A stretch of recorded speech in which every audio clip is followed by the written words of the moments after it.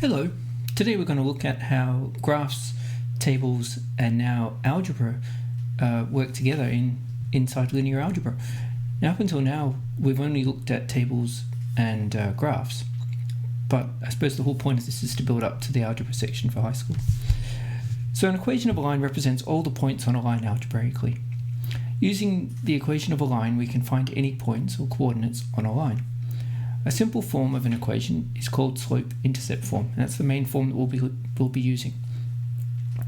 To find an equation in slope-intercept form, we need the slope of the line and its y-intercept. Algebraically, the convention is that we write the slope of a line as m equals whatever the gradient is, and the y-intercept as c equals the y-intercept. So here's an example. To find the slope and y-intercept from the following table, first of all we would need to find out the y-intercept, so we're going to extrapolate back to it. The easiest way is to first find the gradient, so each time this is going up by 2 and I've written them underneath here, and to add 2 to get 12 we would need 10.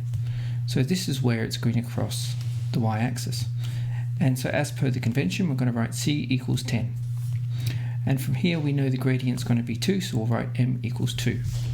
All nice and easy so far. Now once we know the y-intercept and the slope, we can put this into an equation in slope-intercept form. Slope-intercept form is simply y equals mx plus c.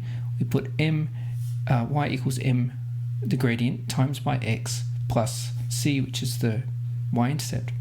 So in our case it would be 2 times x plus c, or just 2x plus 10. 2 from the gradient, 10 from the y-intercept. Graphically it would look like this. Let me just get this equation on the page. There it is.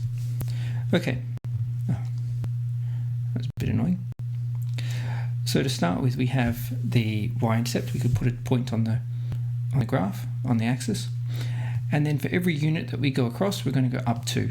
So across, up 2, that gives us our second point. Draw a line through them, and lo and behold we've mapped all the points on the line y equals 2x plus 10. And similarly, if we were just given this graph, we can now see here is the y-intercept, and if we wanted the gradient we would just go 1 unit across and see this distance here, and that would give us the gradient. Oops, dropped my pen. Going down a bit. Now graph tables and equations all represent similar information. From an equation, so here's a simple equation in slope-intercept form, y equals negative 3x take 5. We know that the gradient is going to be negative 3 and the y-intercept will be 0, negative 5. From this we could easily graph the line.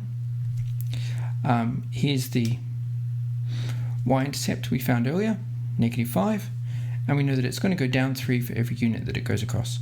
Across 1, down 3, here's the second point, draw a line through the 2 points, and we've graphed this equation here.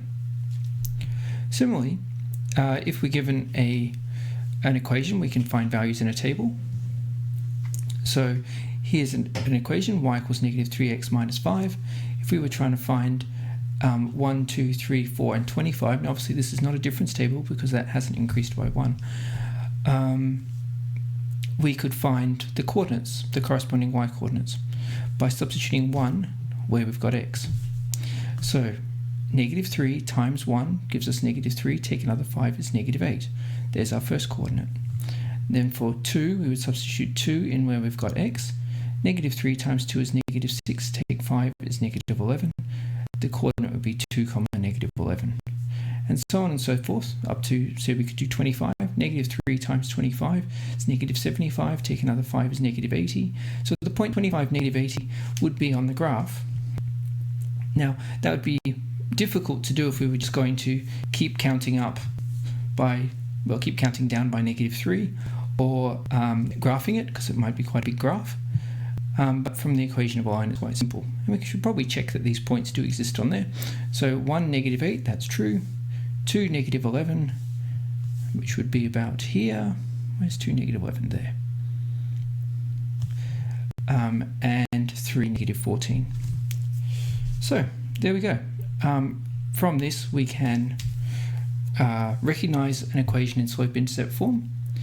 We can find the y-intercept and the gradient from an equation in slope-intercept form.